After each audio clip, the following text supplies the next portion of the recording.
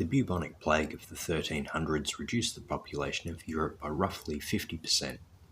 We're going to have a look at how that brought in a new age of prosperity for workers that lasted 200 years.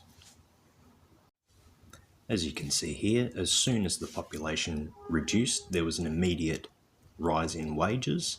That's of course because there was not as many workers, so therefore their labour actually had value.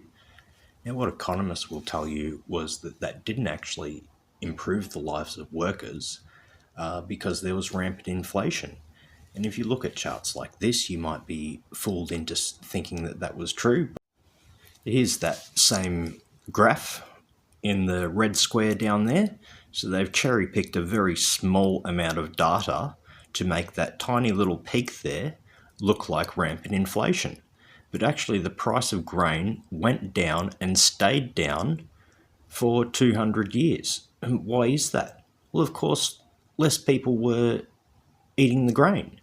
If you've got a lot of agricultural land and not many people eating the grain's much cheaper, which is of course good for everyone except wealthy landowners. So people like you and me, this is a great thing. People that are lobbying the government, they don't want you to know this at all. Here's another chart here showing the inflation, or I should say lack of inflation during the bubonic plague period. We have a couple of short, sharp peaks there where there's a readjustment, you could say. But the actual inflation starts around 1550, which is 200 years later and for completely unrelated reasons.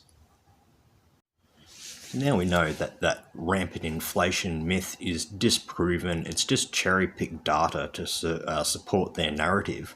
We have to ask ourselves, is this mass immigration really good for Australia? Or does it only benefit these rich people like Gina Rinehart that openly say that workers should, essentially be slaves, and Albanese and Dutton and all these people that have economic interests? They do not want workers to have quality of life. They want us to have no value so they don't have to pay workers.